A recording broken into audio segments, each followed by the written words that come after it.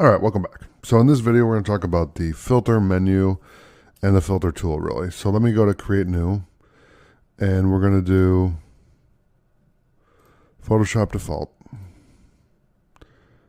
So if you go down here, let me unlock this layer first. Okay, right here, this is the filter menu right here, okay? But we're going to use this right here, same exact thing. You convert, so there's a few different options you can do. You can convert for smart filters, filter gallery, adaptive wide angle, camera raw filter, lens correction, liquify, and vanishing point. I'm not going to do any of those. What we're going to talk about is 3D, blur, blur gallery, distort, noise, pixelate, render, sharpen, stylize video, and other. Okay, so that's what I'm going to cover in this. So really what you need for this is a better looking image than this, but this will work for what we're doing. So I'm going to select the bucket tool and paint this ugly red that I picked. And I'm going to go to the filter and we're going to go to 3D first. And we're going to generate a bump map. Okay. Okay. I'll rotate this a little bit. Let's do a little blur like that. I'll hit OK. And you can see it doesn't really do anything, which is okay, because this is not a 3D object. So I'm going to hit cancel, and we're going to undo this. Okay. Now let's go to the filter, and let's look at the blur. So we're going to do average. You can do blur more, which it really doesn't blur anything. So I'll tell you what we're going to do. Let's minimize this for a second. I want you to hit on your keyboard, print screen. Okay. Copy whatever image you have on your desktop. We're going to go back into Photoshop. We're going to hit Control N. And what it's going to do is it's going to grab your clipboard. Okay. I'm going to hit Control V.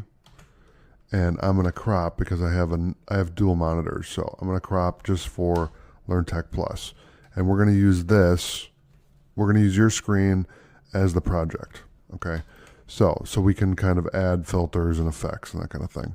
So what I'm going to do is I'm going to do distort. Let's do displace.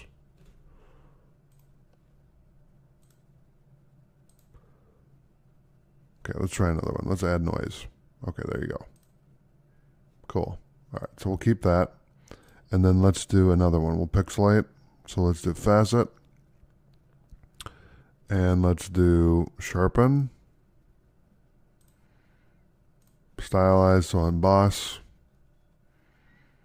Now we're getting wild. Oh, that's cool. Because I really like the glitch effect, so it's funny that it's doing that.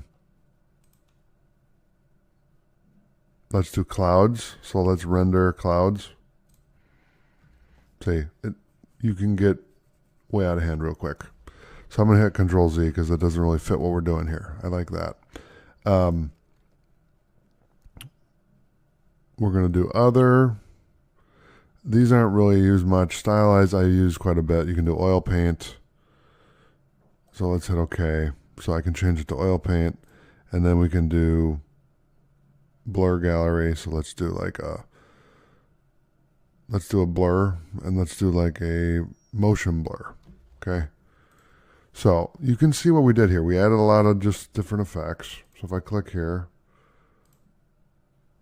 you can see the, actually no, that's not what we were using. Really, they keep changing everything on me. All right, that's no problem. I'm going to close that. But basically, we added a whole bunch of filters to this to give it more of a different feel, you know. I took it from this to this with a couple clicks. So that's the kind of thing that you can do with filter. Filter is a great tool, and I recommend you doing a print screen again of your desktop after this video is over and create something cool, you know, and then throw it up on Behance to really kind of show off your work. Because this is cool, man. It's a lot of fun just to make stuff, you know. So if you like making stuff, you're going to love Photoshop. So in this video, we're going to talk briefly about the 3D menu. So let's go to Create New. And we're going to select the default Photoshop size. We'll click on 3D menu, and I'll just talk about some of the features that they have here. So they have the new 3D layer from File. You can merge a 3D layer, export a 3D layer.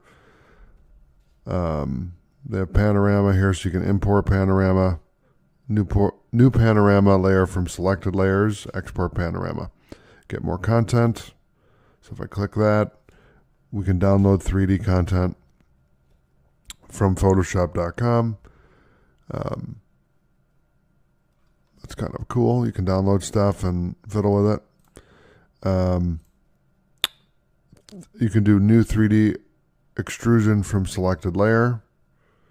Yes. So what it's going to do is it's going to make this 3D. Whoops, I just undid it. Hold on a second. Oh, wow. I don't know what we're doing here. Okay. I'm going to undo that. Let's see if I can undo it. Okay, let's undo. Okay. So if I just go to layers, there it is. What it did is it changed all the menus. So you see here the tools are different. So if I go to Window and Workspace, we go to Essentials, then we're back to where we were. But what it did is it changed it to 3D, and that's why it changed. So, all right. New mesh from layer, group objects, group all objects in scene, move object to group plane, pack objects on ground plane, new tiled painting from layer, generate UVs, paint fall off, paint system, paint on target texture, select paintable areas, create painting overlay. And then a lot more down here. The one thing I'm going to say about the 3D menu is it's cool to see how far Photoshop has come from when I first started using it. They did not have a 3D option at all. And I learned 3D Studio Max, but we didn't really utilize Photoshop much at that point. So this would be a great tool if you want to do 3D modeling, anything like that. You can use Photoshop for that. It's a great tool. So thanks for watching. I'll see you in the next video.